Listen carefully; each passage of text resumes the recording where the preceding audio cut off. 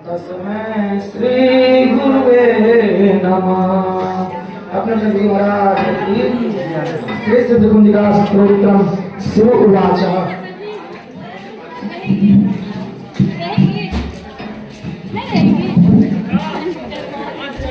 सुनो देवी प्रवक्ष्यामि कुंजिका स्तोत्रम हे नामंत्र प्रभावेन चंडी जाप शुभोवे ना कवचम नरुला स्तोत्रम कीलकम ना रहस्यम ना सुक्तम ना ध्यानम च न्यासो ना च वाचनम कुंजिका पाठ मात्रेण दुर्गा पाठ फलम लभे अति बृहत्तम देवी देव नाम पे दुर्लभम गोपनीय पर्यटने स्वयं पार्वती मातरम मोहनम वस्त्रम अस्तम मनो औषध आरुदाम पाठ मात्रेण संसिध्यते कुंजिका स्तोत्रम अथ मंत्र ओम ऐं ह्रीं क्लीं चामुंडाय विच्चे ओम ग्लौं हुं क्लीं जुं सः ज्वाले ज्वाले ज्वल ज्वल प्रज्वल प्रज्वल ऐं ह्रीं क्लीं चामुंडाय विच्चे ज्वल हं सन लं छन पट स्वाहा इति मंत्रः।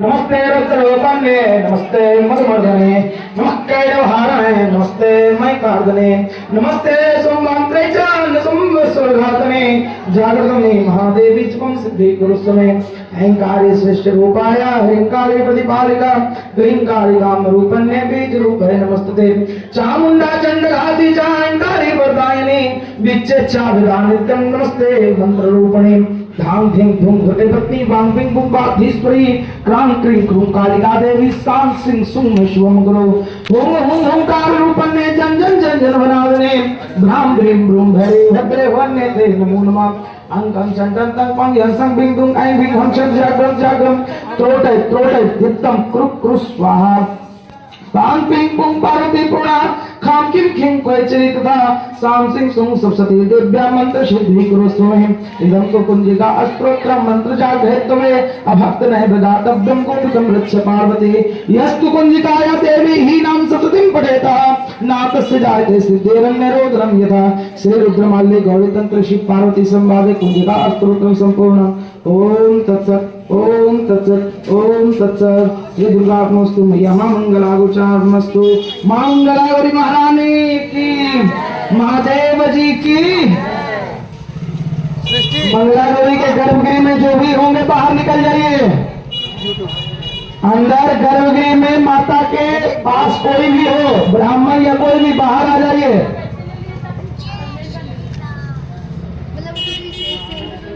बाहर निकल करके गेट लगाइए।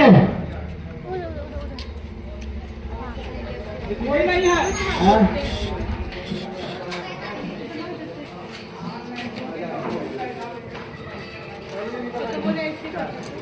बोल मां मंगला गौरी महारानी। कल हम सभी ने मां मंगला गौरी के पवित्र परिसर में द्वितीय चरित्र का द्वितीय और तृतीय चरित्र का वर्णन किया, जिसमें माता अंबिका देवी द्वारा किस प्रकार से दैत्याधिपति सभी देवताओं को कष्ट देने वाला, जो सभी देवताओं को हरा करके युद्ध में सभी का स्वामी बन बैठा था, उस दुरात्मा महिषासुर का वध के कथा को हम सभी ने जाना था, और किस प्रकार भगवती की महिमा के द्वारा, किस प्रकार भगवती के कृपा के द्वारा यह संसार उस राक्षस से मुक्त हुआ, उस कथा को हम लोगों ने सुना।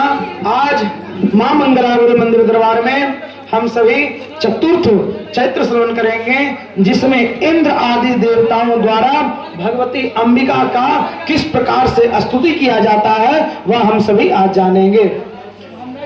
जिनको कथा सुनना हो अंदर आकर के बैठ सकते हैं। बोल मां मंगला गौरी माता की ध्यानम।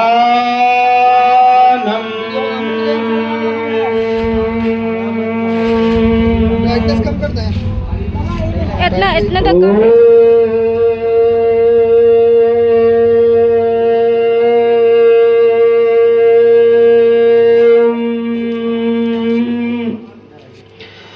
काला भाभवाम कटाक्षर कुल भयदाम मौली बंदेन्दुरेखां शंखं चक्रं कृपानं त्रिशिखमपि कररुदहन्तीं त्रिनेत्राम् सिंह अस्कन्धाधिरूढां त्रिभुवन मखिलं तेजसा पूरयन्तीं ध्याये दुर्गां जायाख्यामति दशकपर्दां सेवितां सिद्धकामये सेवितां सिद्धकामये। ओम ऋषिवाच। सिद्धि की इच्छा रखने वाले पुरुष जिनकी सेवा करते हैं तथा देवता जिन्हें सब ओर से घेरे रहते हैं, उन जया नाम वाली मैं दुर्गा देवी का ध्यान करता हूँ। हम सभी मिलकर के उनका चिंतन करते हैं, स्मरण करते हैं। उनके श्री अंगों की आभा काले मेघ के समान श्याम है। वे अपने कटाक्षों से शत्रु समूह को भय प्रदान करती है। उनके मस्तक पर आवर्त चंद्रमा की रेखा शोभा पाती है। वे अपने हाथों में शंख चक्र कृपाण और त्रिशूल धारण करती है। उनके 3 नेत्र हैं। वे सिंह के कंधे पर चढ़ी हुई अपने तेज से तीनों लोकों को परिपूर्ण कर रही है। बोल जय माता की, दुर्गा देवी की।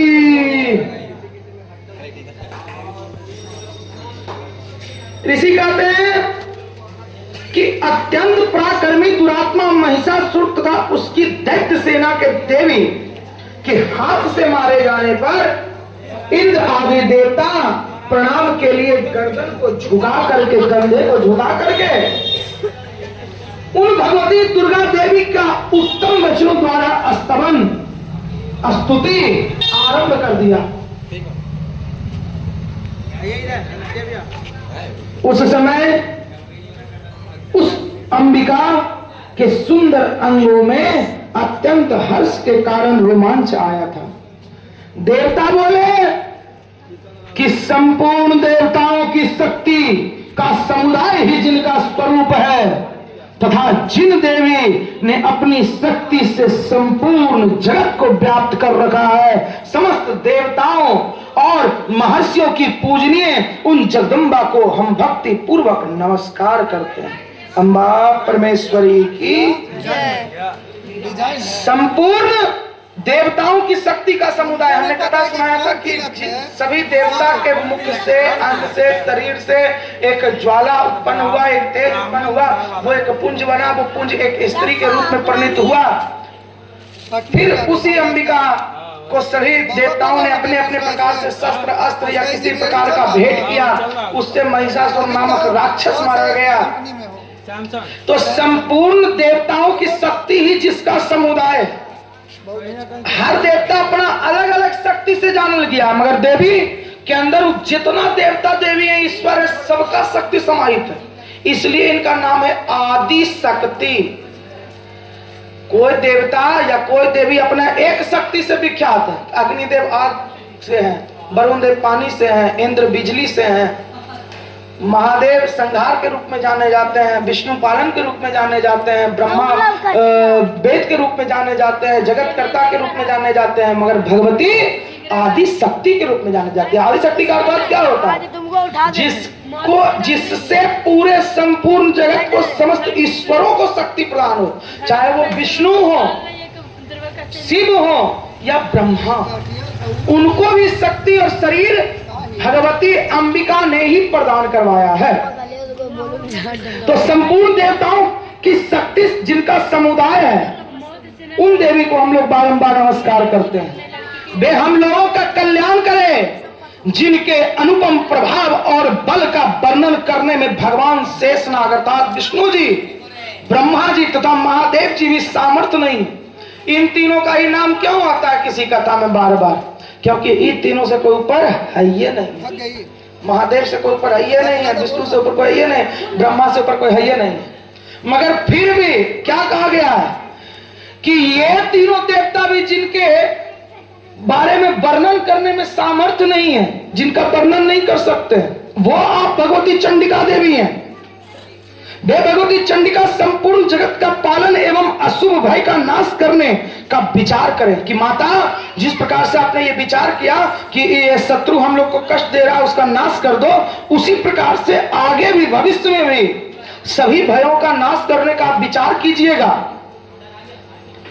जो पुण्य आत्माओं के घरों में स्वयं ही लक्ष्मी रूप से, पापियों के यहां दरिद्रता रूप से, और शुद्ध अंतः करने वाले पुरुषों के हृदय में बुद्धि रूप से, सत पुरुषों में श्रद्धा रूप से तथा कुलीन मनुष्यों में लज्जा रूप से निवास करती है, उन आप भगवती दुर्गा देवी को हम सभी नमस्कार करते हैं। जगदम्बा माता की जय। देवी, आप संपूर्ण विश्व का पालन कीजिए।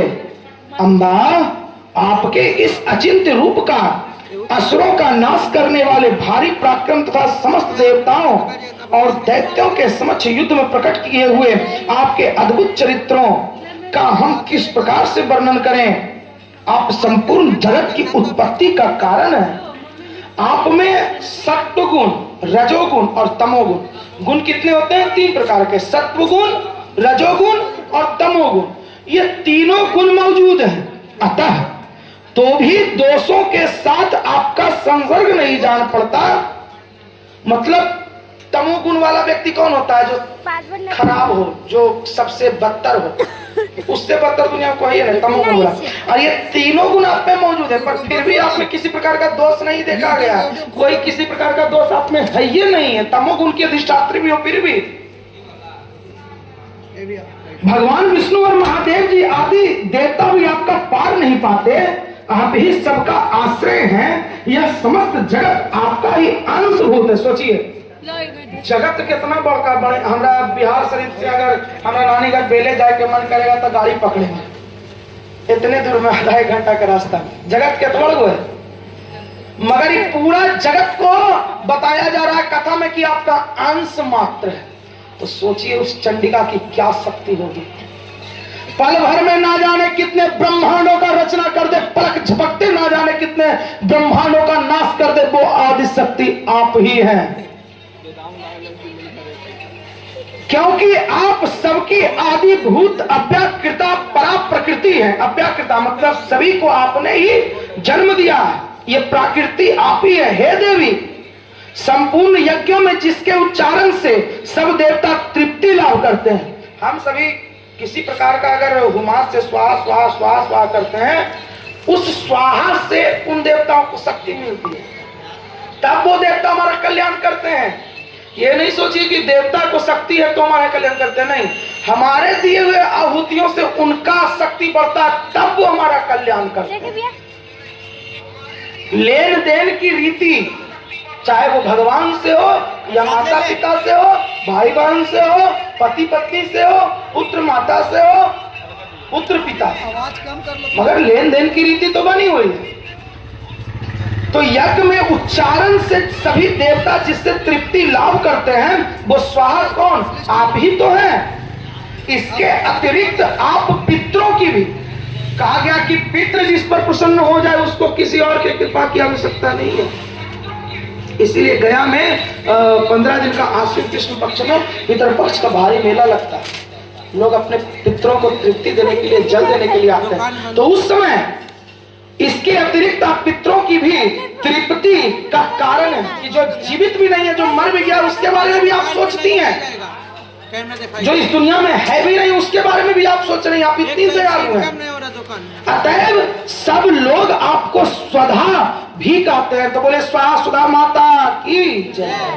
तो उन पितरों की तृप्ति के लिए आप सुधा भी के भी नाम से जाने जाती है। माँ देवी, जो मोक्ष की प्राप्ति का साधन है, अचिंत्य महाव्रत स्वरूप है, समस्त दोषों में रहित जितेंद्रिय तत्व को ही सार वस्तु मानने वाले तथा मोक्ष के विलासा रखने वाले मुनिजन जिसका अभ्यास करते हैं वह भगवती पराविद्या आप ही हैं। आप शब्द स्वरूपा हैं, अत्यंत निर्मल ऋग्वेद यजुर्वेद तथा उद्गीत के मनोहर पदों के पाठ से युक्त सामवेद भी आपके ही आधार हैं। हे अम्बा, आप देवी त्रयी अर्थात तीन वेद, त्रयी अर्थात तीनों वेद और भगवती अर्थात छहों ऐश्वर्यों से युक्त है।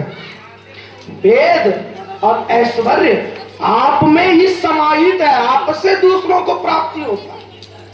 कोई व्रत है, जैसे किसी प्रकार का तीज है, किसी प्रकार का होली है, दिवाली है, कोई भी प्रकार का व्रत है, तो जो व्रत की पूरा दिन है, पूरा तिथि जो 24 घंटा, वो कौन है? वो व्रत भी आप ही हैं। मां, आप संपूर्ण जगत की घोर पीड़ा का नाश करने वाली हैं। हे मां, इस विश्व की उत्पत्ति एवं पालन के लिए आप ही वार्ता अर्थात खेती में आजीविका, खेत में जो फसल होता है, वो फसल कौन है? वो फसल भी तो आप ही हैं। आजीविका के रूप में आप ही प्रकट होती हैं, जिसके समस्त शास्त्रों का सार का ज्ञान होता है, वह मेधा शक्ति आप ही हैं। दुर्गम भव सागर से पार उतारने वाली नौका रूप दुर्गा देवी आप ही है। आपकी कहीं भी आसक्ति नहीं है। कैटव के शत्रु भगवान विष्णु के वक्ष स्थल में एकमात्र निवास करने वाली भगवती लक्ष्मी तथा भगवान चंद्रशेखर जी द्वारा सम्मानित गौरी देवी पार्वती गौरा आप ही हैं।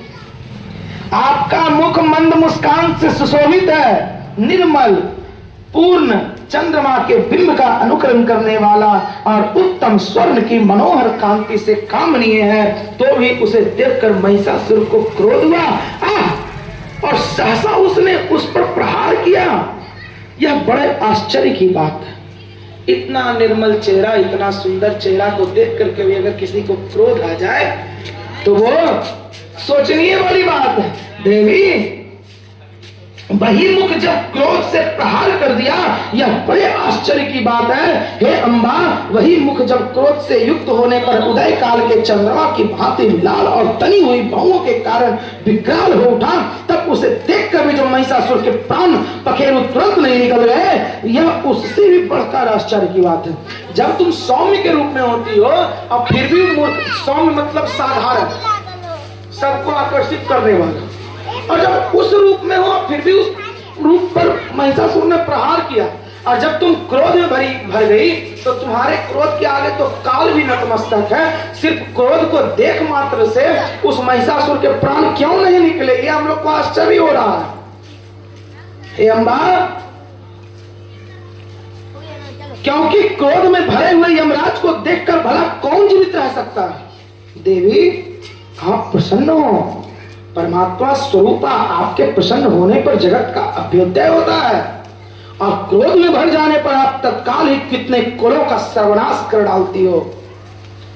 यह बात अभी ही हम सभी के अनुभव में आई है, क्योंकि महिषासुर की यह विशाल सेना क्षण भर में आपके कोप से नष्ट हो गई, आपके क्रोध से नष्ट हो गई।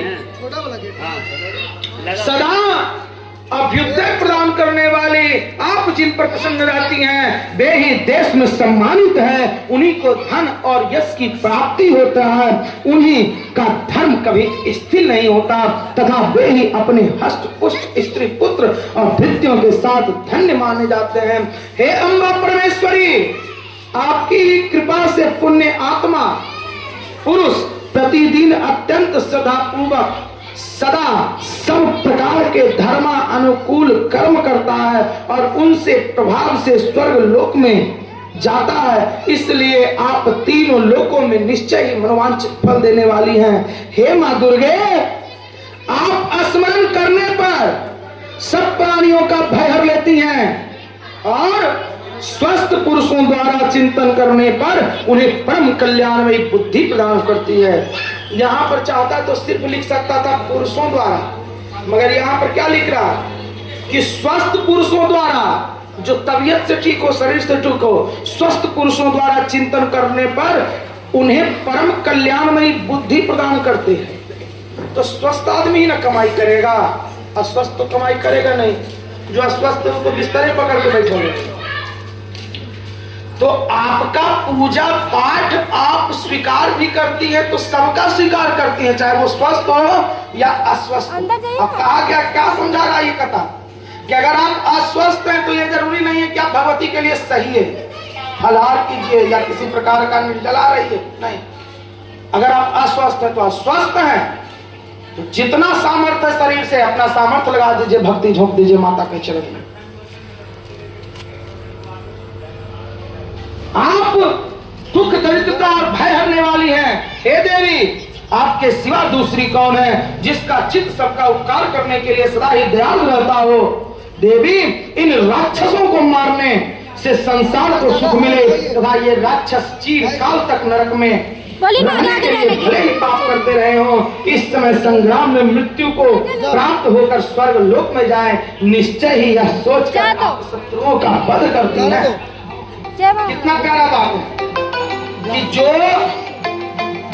राक्षस लोग इतना दिन पाप किया है, नरक भोगने के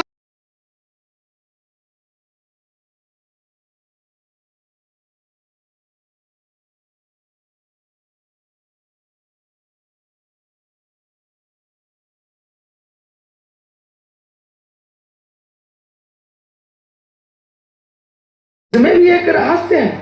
ये शत्रु भी हमारे शस्त्रों से पवित्र होकर उत्तम लोक में जाए, इस प्रकार उनके प्रति भी आपका विचार अत्यंत उत्तम ही रहता है।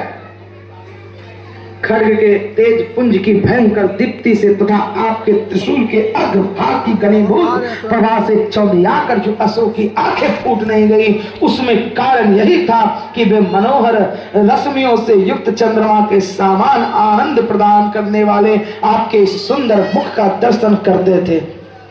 जो आपका ढाल था, जो आपका तलवार था, जो आपका त्रिशूल था, उसमें इतना चमक है कि उसको देख करके आंख फूट जाएगा, सिर्फ उसको देख के। पर फिर भी तुम किसी का आंख फूटने नहीं दी, उसको सामने जाके मारती थी ताकि वो तुम्हारा चेहरा देखे। तुम्हारे चेहरे को देख करके जो व्यक्ति अपने शरीर को छोड़ता है, उस स्थान को प्राप्त करता होगा जो बड़े बड़े ऋषि और महर्षियों को भी संभव नहीं है। ये सोच करके भी तुम उन राक्षसों को भी वध करती होगी।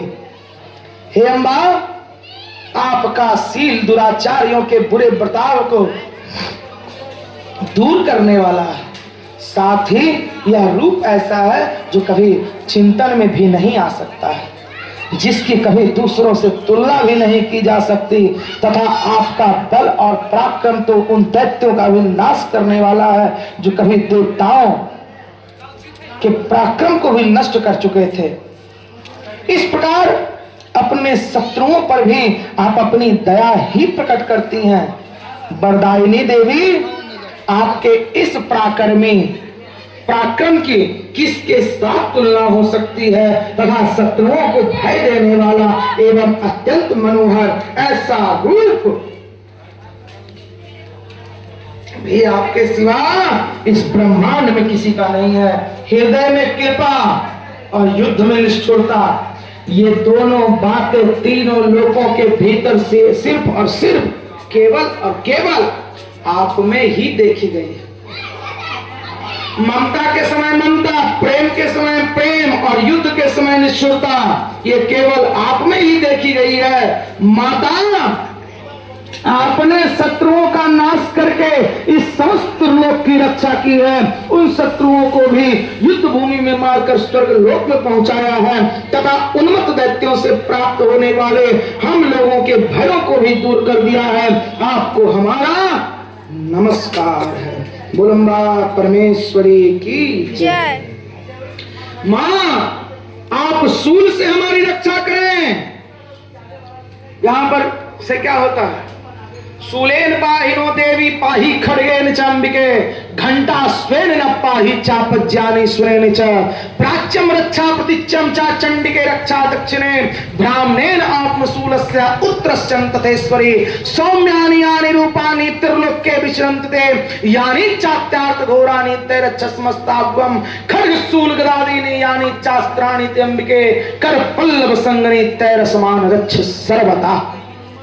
मां आप शूल से हमारी रक्षा करें, अंबिके आप खड्ग से हमारी रक्षा करें तथा घंटा की ध्वनि और धनुष की टंकार से भी हम लोगों की रक्षा करें। चंडिके पूर्व पश्चिम और दक्षिण दिशा में आप हमारी रक्षा करें। हे ईश्वरी अपने त्रिशूल को घुमा करके उत्तर दिशा से भी आप हमारी रक्षा करें। हाथों को जोड़ दीजिए आप लोग। तीनों लोकों में भी आपके जो परम सुंदर एवं अत्यंत भयंकर रूप विचरते हैं, जिनको देख करके भय उत्पन्न होता है, उनके द्वारा भी आप हमारी रक्षा करें, इस भूलोक की रक्षा करें। हे अंबिका आपके द्वारा हमारी रक्षा हो, आपके द्वारा कर्पलों में शोभा पाने वाले खड्ग शूल और गदा आदि जो जो अस्त्र हो, उन सब के द्वारा आप हम सभी को सभी ओर से हम लोगों की रक्षा करें। अम्बा परमेश्वरी की रक्षादायिनी माता की जय। ऋषि कहते हैं इस प्रकार जब देवताओं ने जगन माता अर्थात समस्त जगत की माता है दुर्गा देवी की स्तुति की और नंदन बन के दिव्य पुष्पों एवं गंध चंदन आदि के द्वारा उनका पूजन किया, फिर सबने मिलकर जब भक्ति पूर्वक दिव्य धूपों की सुगंधन निवेदन की, तब देवी ने प्रसन्न वदन होकर प्रणाम करते हुए सब देवताओं से कहा। यहाँ पर सुनिए कि सभी देवता लोग देवी को मनाते हैं किसी प्रकार से कि तुम मान जाओ, चाहे उसके लिए कोई उपाय कीजिए पर मान जाओ। उसी प्रकार से एक कथा है रामायण में कि राम जी जब वनवास की ओर जाते रहते हैं तो जब उनको गंगा पार करना होता है तो केवट को बुलाया जाता है। तो केवट कितना चतुर होता है, जैसे देवता लोग कैसे स्तुति कर रहा है अंबिका का, दुर्गा देवी का, कि मेरा बड़ाई से या मेरा स्तुति से आप मान जाइए, किसी प्रकार से हम आपके शरण में। तो केवट क्या बुद्धि लगाता है कि ऐसे तो भगवान हमको देंगे नहीं, जो सबको नसीब नहीं हुआ वो केवट पा लिया। केवट क्या दिमाग लगाता है कि प्रभु आप मेरा नौका पर चढ़ जाइएगा तो मेरा नौका तो स्त्री बन जाएगा, ये वो मेरे पास नहीं है तो फिर हम खाएंगे कहां से। जे आपका चरण का महिमा सुने कि वो पत्थर पर आपने पैर रखा था तो पत्थर स्त्री बन गई थी। आए राम हमरो नौका स्त्री बन जाएगा तो हम की करेंगे, आओ घर वाली हमरो मारबो करेगी झोटा पकड़ के।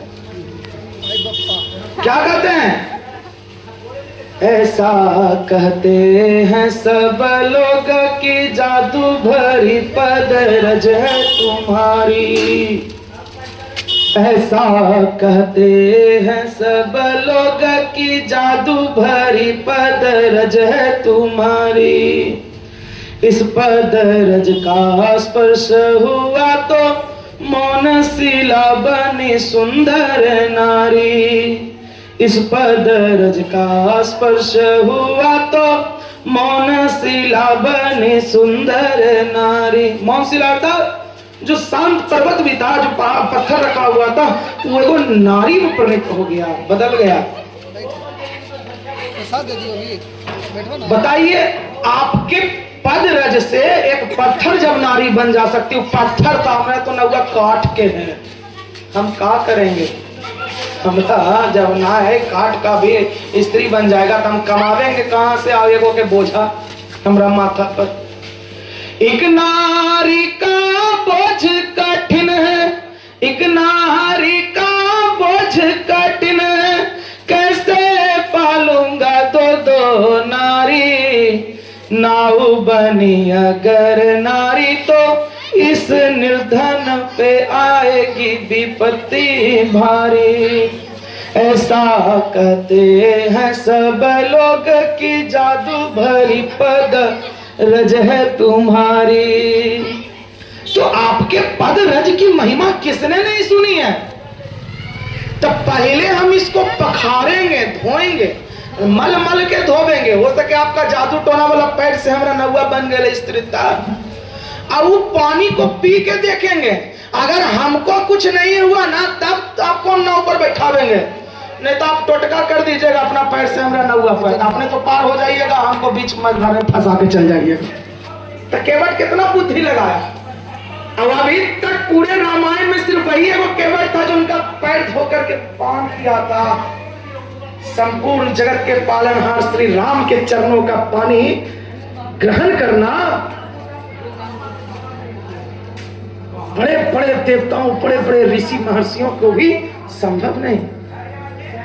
उसने यह मल मल के एकदम पैर रगड़ा, पान कर लिया, अब तो हमरा हो गया कल्याण। तो भगवान को भी भक्ति से बेवकूफ बनाया जा सकता है, मगर जान रहे हैं, ये जान रहे हैं कि भक्त अपनी भक्ति दिखा रहा, मगर वो भी अड़ेगा कि नहीं हम नहीं धोवे देंगे, और वो अड़ेगा कि हम धोवे देंगे। भगत के बस में है भगवान, अंत में मान ही पड़तो, नहीं कैसे मान। अगर आप किसी के भगवान हैं, अगर कोई आपको कह रहा है पहला भगवान तो वो है, अगर संसार में आपका कोई दूसरा भगवान है, you are the second god of my life, मगर मतलब आप मेरा अगर दूसरा भगवान है, नहीं कैसे मानिएगा। आपको अगर हम किसी चीज के लिए बोल रहे हैं तो आपको समझना पड़ेगा कि आपकी जरूरत है। तो आपका जो चरण का हम जब पी लेंगे, अब मेरा मन संतुष्ट हो जाएगा कि हमरा जादू टोना से कुछ नहीं हुआ, हमरा नौआ के नहीं कुछ होगा। अब वो पी लिया, पार लगा दी। जो भाव सागर को पार लगाने वाले हैं उनको केवट पार लगाया गंगा नदी में, कितनी बड़ी महानता। तो उसी प्रकार से देवता भी देवी की स्तुति कर रहे थे कि ऐसे स्तुति करने से, मनाने से, बड़ाई करने से आप भी हम सभी आपको भव सागर से पार कर दीजिए, आपको हमारा नमस्कार है। ऋषि कहते हैं कि इस प्रकार जब देवताओं ने जगन माता दुर्गा देवी की और नंदन बन के दिव्य पुष्पों एवं गंध चंदन आदि के द्वारा उनका पूजन किया, फिर सबने मिलकर जब भक्ति पूर्वक से दिव्य धूपों की सुगंध निवेदन की, तब देवी ने प्रसन्न होकर प्रणाम करते हुए सभी देवताओं से कहा।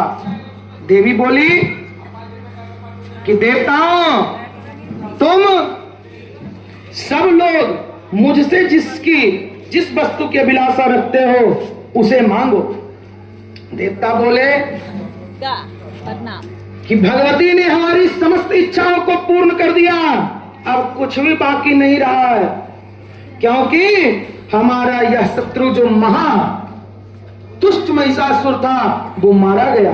हे माहेश्वरी, इतने पर भी आप यदि हम पर किसी प्रकार का दया करना चाहती हैं, कोई वर देना चाहती हैं, तो हम जब जब आपका स्मरण करें तब तब आप हमें दर्शन देकर हम लोगों के महान संकट को दूर कर दिया कीजिएगा, तथा अपने प्रसन्न मुखी अंबिके जो मनुष्य इन स्तोत्रों द्वारा आपकी स्तुति करते हैं उसे वित्त अर्थात धन से संबंधित परेशानियां, उसे वित्त, समृद्धि और वैभव देने के साथ ही उसकी धन और स्त्री आदि संपत्तियों को भी बढ़ाने के लिए आप सदा हम पर प्रसन्न रहे। ऋषि कहते हैं कि राजन, देवताओं ने जब अपने तथा जगत के कल्याण के लिए भद्रकाली देवी को इस प्रकार प्रसन्न किया, तब वे